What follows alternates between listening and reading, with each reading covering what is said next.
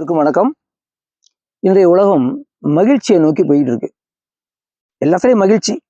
ஒரு ட்ரெஸ் போட்டால் மகிழ்ச்சி, ஒரு காரில் போனால் மகிழ்ச்சி, பிடிச்சவங்களை சந்திக்க போனால் ஒரு மகிழ்ச்சி. இந்த மகிழ்ச்சி எல்லாமே நிலைத்து நிற்கக்கூடியது அல்ல. மகிழ்ச்சி என்பது வெளியிலேருந்து வர்றது. வெளியிலேருந்து வர்றது குறைஞ்சிடலாம், மாறி போயிடலாம், உங்கள் மனநிலை மாறலாம், மகிழ்ச்சிகள் மாறிக்கொண்டே இருக்கும்.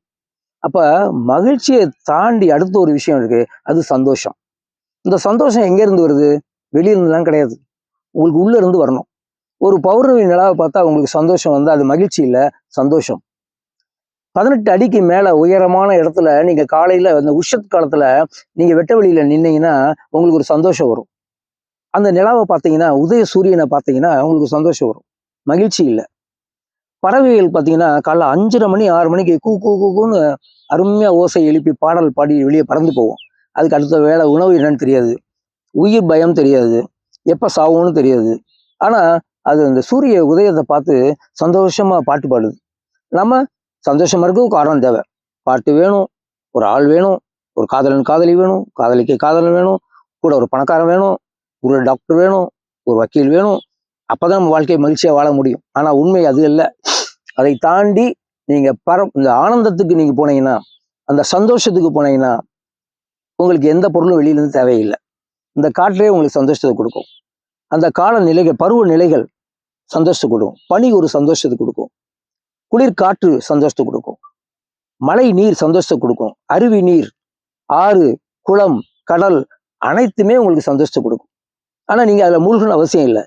வெளியிலேருந்தே ரசித்து நீங்கள் மகிழாம சந்தோஷப்படலாம். மகிழ்ச்சி என்பது குறுகிய தொலைநோக்கு பார்வை இல்லாத ஒரு விஷயம். அது மாறும். இன்னைக்கு பயங்கர குளிர், பனியை ரசிக்கிறீங்க, அவங்களுக்கு ஃபீவராக இருந்தால் ரசிக்க முடியுமா? அது அவங்க எதிரியாக மாறிடும். ஆனால் சந்தோஷம், நீங்கள் காய்ச்சலாக இருந்தாலும், எந்த நோயில் இருந்தாலும், பணம் இருந்தாலும், பணம் இல்லைனாலும், நம்மளை சுற்றி உறவுகளோ நண்பர்களோ இருந்தாலும் இல்லைனாலும் உங்களுக்குள்ள சந்தோஷம் இருக்கும். இந்த சந்தோஷம் உங்களை ஒரு பரவச நிலைக்கு கொண்டு போகிறோம். ஒரு பூவை பார்க்குறீங்க, அதை பார்த்தோன்னா ஆகா என்ன அழகா இருக்கு, என்ன அழகு, என்ன ஒரு மனம், அதை பார்த்து ரசிக்கிறீங்க பார்த்தீங்களா, அதுக்கு பேர் பரவசம்.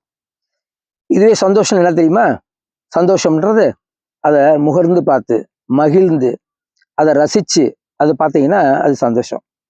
ஆனால் அதை பிடுங்கி பிச்சு தலையில் வச்சுக்கிட்டு 2 பேருக்கு கொடுத்து கோயிலுக்கு போட்டு ஏதோ ஒன்று பண்ணி அந்த செடியை விட்டு விலைக்கு எடுக்கிறீங்க பார்த்தீங்களா, அதெல்லாம் என்னது? உங்களுடைய மகிழ்ச்சி. அந்த மகிழ்ச்சி யாருக்குமே தேவை கிடையாது. நம்ம மகிழ்ச்சியை தாண்டி என்னைக்கு சந்தோஷத்துக்கு போகிறோமோ அதுக்கு அடுத்த ஸ்டேஜில் நம்ம ஆனந்தத்துக்கு போவோம். ஆனந்தம் நமக்கு பரவசத்தை கொடுக்கும். பரவசம் நம்ம இறைவனடி சேர்க்கும். இறைவனடினா உடனே செத்து போகிறது கிடையாது. இறைவனுடைய நிலையை, நம்ம ஏகாந்த நிலையை நம்ம அடைய முடியும். அதனால பரவசமான ஒரு மனநிலைக்கு ஆனந்தம் ரொம்ப முக்கியம். ஆனந்தத்துக்கு சந்தோஷம் ரொம்ப முக்கியம். இந்த சந்தோஷம் எப்பெல்லாம் கிடைக்கும்னு ஒரு தனி டாபிக். அந்த சந்தோஷத்தை தெரிஞ்சுக்கிட்டீங்கன்னா நீங்க சந்தோஷப்படலாம். எப்படி? ஒரு இனிமையான பாடலை உடல் அசையாம கண்களை மூடி ரசிச்சு அந்த நுணுக்கத்தை பூரா கேட்டீங்கன்னா அது ஒரு சந்தோஷம். ஓகே, அதை எண்ணி எண்ணி திருப்பி திருப்பி அசை போட்டிங்கன்னா அது ஒரு பரவச நிலைக்கு உங்களை கொண்டு போகும். அப்போ நல்ல பாடல்கள், நல்ல நாட்டியம், இயற்கை காட்சிகள் இதெல்லாமே உங்களை சந்தோஷப்படுத்தும். அதில் மூழ்கினீங்கன்னா அது உங்களுக்கு பரவச நிலைக்கு கொண்டு போகும். பரவச நிலை உங்களை எங்கே கொண்டு போகும்? பேரானந்தத்துக்கு கொண்டு போகும். பேரானந்தமே நம்முடைய ஆன்மாவை பெரிதிப்படுத்தும்.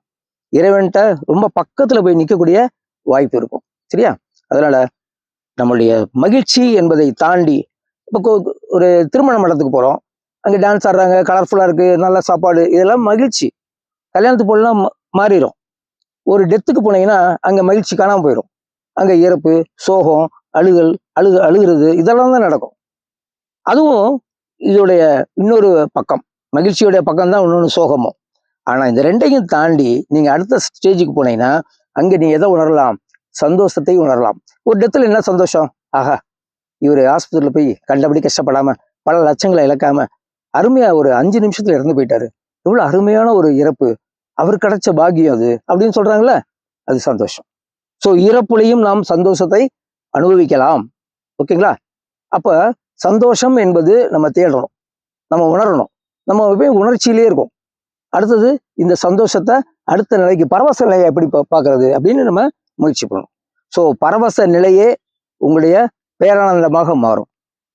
ஒவ்வொரு நாளும் நம்ம பரவசத்திலே இருப்போம். பாடல்ல பரவசத்துக்கு பேசுவோம். நம்ம ஒரு வேலை செய்யும் பொழுது பரவசமா வேலை செய்வோம். மகிழ்ச்சியா வேலை செஞ்சா பணம் வரும். ஆனா சந்தோஷமா வேலை செஞ்சீங்கன்னா பணத்தை பத்தி கவலைப்படாம அந்த வேலையில மட்டுமே நம்ம கவனம் செலுத்தி சந்தோஷமா செய்வோம். இப்படி ஒவ்வொரு செயல்கள்லையுமே நம்ம சந்தோஷத்தை நம்ம கண்டுபிடிச்சு உணர்ந்து அதை ரசிச்சு நம்ம வாழ்க்கையை வாழ்ந்தால் நாம் பரவச நிலையை வாழ்வோம். பரவச வாழ்க்கையை வாழ முடியும். பிறருக்கும் அதை கொடுக்க முடியும். நன்றி.